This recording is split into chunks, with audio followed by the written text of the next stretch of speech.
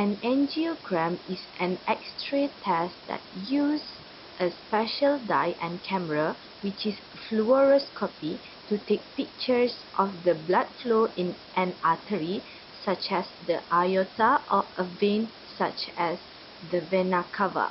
Common angiograms can look at the arteries near the heart, lungs, brain, head and neck, legs or arms, and the aorta, which is aortogram.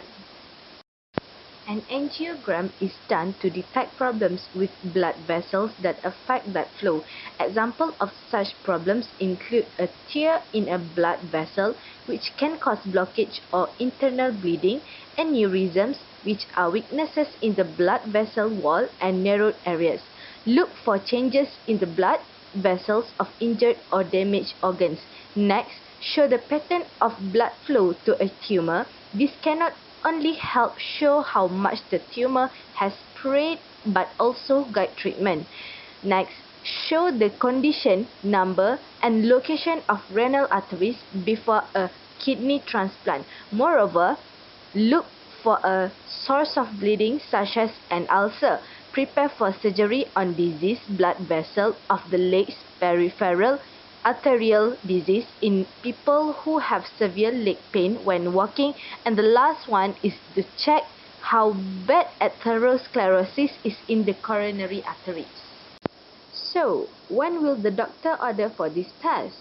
Basically, the doctor may recommend patient to have a coronary angiogram if he or she has the symptoms of coronary arteries disease, such as chest pain, which is angina, pain in your chest, jaw, neck or arm that can't be explained by other tests, new or increasing chest pain which is unstable angina, a heart defect you were born with, which is congenital heart disease, an abnormal result on a non-invasive heart stress test, other blood vessel problems or a chest injury, or a heart valve problem that requires surgery.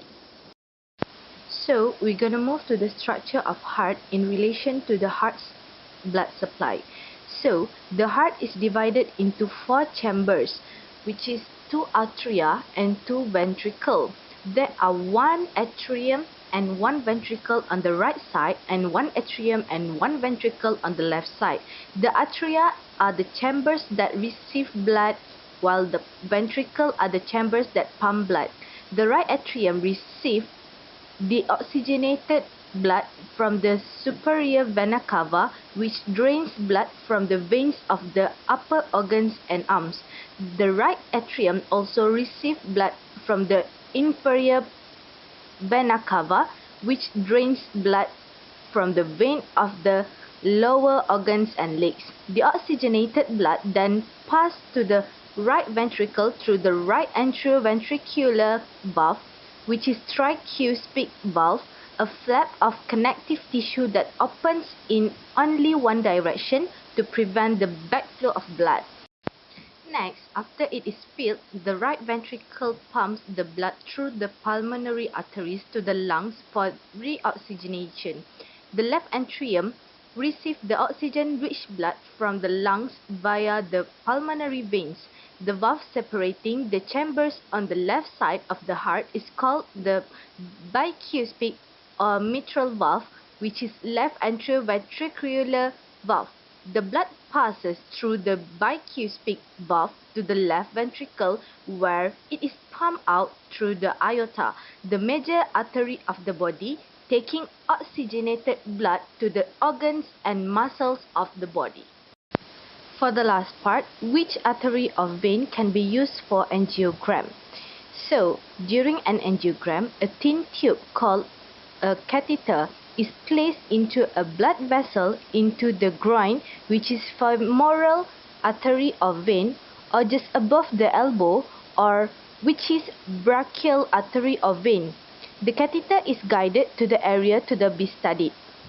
Then, an iodine dye, which is contrast material, is injected into the vessel to make the area show clearly on the X-ray pictures. This method is known as conventional or catheter angiogram.